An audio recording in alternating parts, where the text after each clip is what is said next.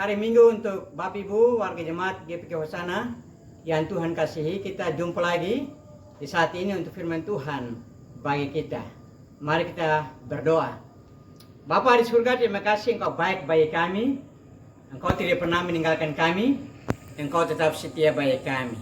Terima kasih hari ini kami ada karena Engkau, bukan karena kemampuan kami. Saatnya kami akan mendengarkan kebenaran firman-Mu. Tolong kami, buka hati pikiran kami siap untuk mendengarnya. Dalam nama Yesus kami berdoa. Haleluya. Amin. Jemaat Tuhan yang terkasih, firman Tuhan untuk kita hari ini saya ambil dalam Yohanes pasal 16 ayat 33. Saya ulangi, Yohanes 16 ayat 33. Bagian terakhir, bagaimana pengajaran penegasan Yesus sebelum dia berdoa dan ditangkap. Dan tema yang saya ambil dalam ayat ini adalah jangan takut karena Tuhan telah mengalahkan segala sesuatu. Jangan takut karena Tuhan telah mengalahkan segala sesuatu di atas dunia ini. Saya bacakan untuk kita Yohanes 16 ayat 33. Semuanya itu kukatakan kepadamu supaya kamu beroleh damai sejahtera dalam aku. Dalam dunia kamu menderita penganiayaan, tetapi kuatkanlah hatimu, aku telah mengalahkan dunia. Bapak Ibu yang terkasih dalam Yesus Kristus, kata dunia di sini bukan berbicara tentang alam semesta yang diciptakan, bukan. Kata dunia di sini bukan bicara tentang dunia ini dalam sisi penciptaan, bukan. Tapi berbicara tentang kekuatan dan kuasa. Berbicara tentang musuh-musuh Allah yang ditaklukkan oleh Yesus.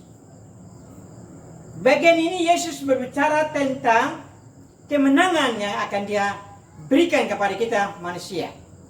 Walaupun dia belum sampai kepada penyalipan, tapi dia sudah memberikan suatu penegasan tentang kemenangan untuk mereka yang percaya.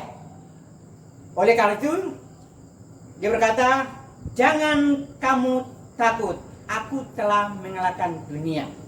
Nah, Bapak yang terkasih dalam Yesus Kristus, bagian pertama dalam ayat ini Tuhan Yesus berkata begini, semuanya itu kukatakan kepadamu supaya kamu beroleh damai sejahtera dalam aku. Semua itu berbicara tentang ayat-ayat sebelumnya, tentang berbagai persoalan masalah yang para murid hadapi. Yang kedua, dalam bagian pertama ini berbicara tentang Yesus adalah sumber damai sejahtera. Dan damai sejahtera itu sudah diberikan kepada para murid. Dan damai sejahtera ini tidak akan pernah diambil kembali oleh Tuhan apapun yang dialami. Meskipun mereka dalam penderitaan, kesulitan, kesukaran, tetapi damai itu tetap terpatri dalam setiap orang yang percaya. Perhatikan, saya baca ulang. Semuanya dikatakan padamu supaya kamu beroleh damai sejahtera dalam aku.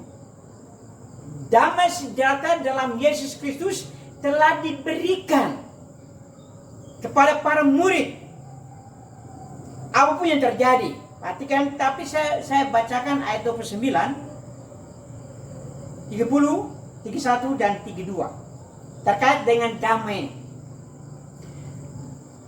Kata murid-muridnya, lihat sekarang engkau terus terang berkata-kata dan engkau tidak memakai kiasan. Sekarang kami tahu bahwa engkau mengetahui segala sesuatu dan tidak perlu orang bertanya kepadamu. Karena itu kami percaya bahwa engkau datang dari Allah. Ayat 31. Jawab Yesus kepada mereka, percayakah kamu sekarang?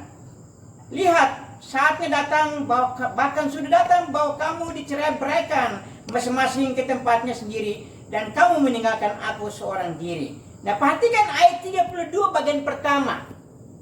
Pada saat Yesus ditangkap, para murid masing-masing bicara jalan sendiri.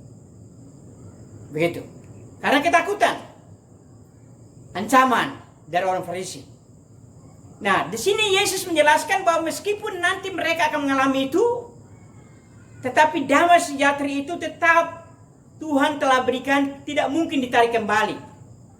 Nah, ini memberikan suatu pelajaran penting kepada kita bahwa apapun yang terjadi sebagai orang yang percaya, jangan pernah melupakan bahwa damai itu ada dalam hati dan kehidupan kita, sehingga kita harus mengaktifkan itu. Kita harus mengerti, memahami itu, sehingga apapun yang terjadi, beban berat apapun, damai itu harus mewarnai pikiran dan hati kita. Supaya ada sukacita yang dapat mengendalikan hidup kita. Sebab bagian yang lain berkata bahwa hati yang gembira adalah obat, tapi semangat yang patah adalah mengeringkan tulang. Ini kekuatan yang Tuhan berikan. Jadi Yesus adalah sumber damai, dan damai telah diberikan kepada para murid dan juga saudara dan saya. Oleh karena itu, jangan pernah takut. Jangan pernah kecil iman. Jangan pernah bimbang. Tapi tetap kuat, tetap tenang. Karena apapun yang terjadi tidak akan pernah merampas damai yang diberikan oleh Tuhan. Itu artinya juga bahwa Tuhan tidak pernah meninggalkan. Tuhan adalah sumber damai. Dia memberikan damai. Dan itu konsisten, tidak akan pernah diambil oleh Allah. Artinya Tuhan juga menyertai kita dalam situasi kondisi apapun. Kemudian yang kedua, jangan kamu takut karena aku telah mengalahkan dunia. Perhatikan yang kedua. Dalam dunia kamu menderita penganiayaan, tetapi kuatkanlah hatimu. Kuatkanlah hatimu. Jadi ada suatu perlawanan. Ada musuh. Ada suatu pertentangan yang datang dari dunia kekuatan yang berseberangan dengan Tuhan untuk mengganggu kita, untuk menciptakan hati dan pikiran yang galau, untuk menciptakan hati dan pikiran yang penuh beban, persoalan, masalah, dan penderitaan. Jadi iblis itu akan selalu bekerja untuk hal-hal kecil, untuk menciptakan keresahan dalam hati dan pikiran kita, untuk menciptakan beban yang berat dalam hati pikiran kita sebagai orang yang percaya. Meskipun secara fisik mungkin kita tidak mengalami itu, orang lain mengalami itu, tetapi dari sisi psikologis, Bapak Ibu, setan akan terus bekerja untuk menciptakan keresahan dalam hati dan pikiran, untuk menimbulkan beban yang berat, untuk menghasilkan penderitaan di dalam hidup pada saat kita percaya, kita melayani Tuhan, hidup dengan Tuhan. Tetapi selalu harus kita diingatkan bahwa jangan pernah takut karena aku telah mengalahkan dunia. Itu kata Yesus. Itu artinya apa?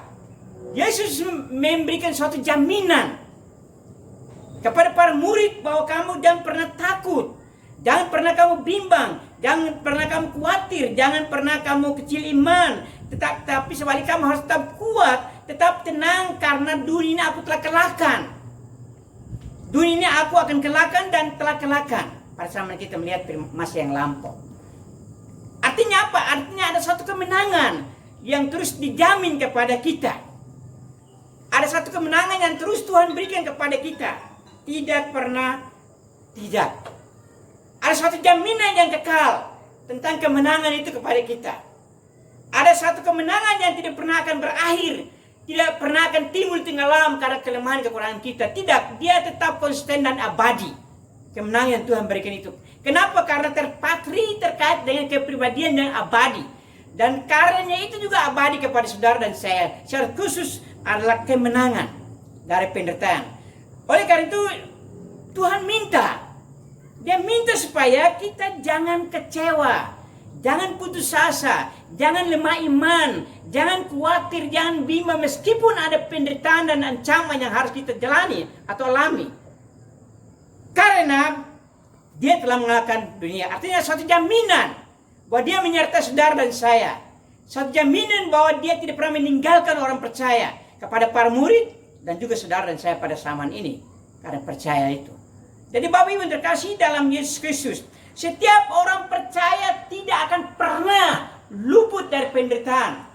Tidak akan pernah luput dari kebencian, dari musuh. Tidak akan pernah diabaikan atau dibiarkan oleh setan iblis untuk kita hidup tenang dan nyaman. Nah, perhatikan dalam pasal sebelumnya, yaitu pasal 15. Perhatikan ayat 18 sampai ayatnya yang ke-27. Berbicara tentang dunia membenci para murid. Berbicara tentang dunia menolak orang percaya, pengikut Kristus. Perhatikan ayat 18 saya bacakan, Yohanes 15. Jikalau dunia membenci kamu, ingatlah bahwa ia telah lebih dahulu membenci aku daripada kamu. Sekiranya kamu dari dunia, tentulah dunia mengasihi kamu sebagai miliknya. Tetapi karena kamu bukan dari dunia, melainkan aku telah memilih kamu dari dunia, sebab itulah dunia membenci kamu. Artinya secara fisik nyata kita hidup di atas dunia ini yang penuh dengan ancaman, musuh berkeliaran sana kemari untuk menerkam kita, menyatukan kita. Kenapa? Karena kita bukan lagi menjadi bagian dari hidup mereka. Bukan lagi menjadi sistem cara mereka, hidup mereka. Tetapi sebaliknya kita berseberangan dengan mereka. Meskipun fakta nyata kita ada dalam dunia ini, ciptaan Tuhan. Tetapi kita bukan milik dunia. Kita milik Tuhan. Jadi setiap orang yang percaya harus mengerti, memahami bahwa penderitaan itu akan selalu hadir. Dia akan mengincar kita. Dia akan selalu berdiri di samping kita untuk melihat di saat dimana kita lengah, dia mulai muncul bekerja. Saat dimana kita mulai ada persoalan masalah, dia mulai muncul untuk mengganggu kesejahteraan kita, mengganggu iman kita, mengganggu damai sejahtera kita, supaya melemahkan iman kita di hadapan Tuhan. Nah, oleh karena itu Tuhan mengingatkan, jangan kamu takut. Tetaplah kuat hatimu, aku telah mengalahkan dunia. Sekali lagi ini suatu jaminan kemenangan, suatu kepastian yang Tuhan berikan kepada saudara dan saya sebagai pengikutnya.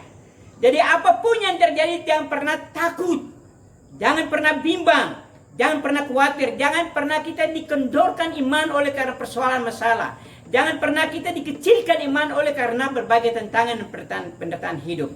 Tetapi Tuhan berikan kita hikmat untuk bagaimana menghadapi semuanya itu. Hikmat itu menolong kita untuk mengambil keputusan-keputusan yang berkenan di hadapan Tuhan, untuk mengambil keputusan yang menguatkan iman percaya kita. Bukan mengendorkan iman percaya kita, bukan melemahkan iman percaya kita, tapi mengokohkan, menguatkan untuk kita terus berjalan dalam kekuatan iman percaya di hadapan Tuhan di tengah-tengah penderitaan, kesulitan, kesukaran, dan ancaman. Perhatikan, saya baca sekali lagi ayat 33 itu.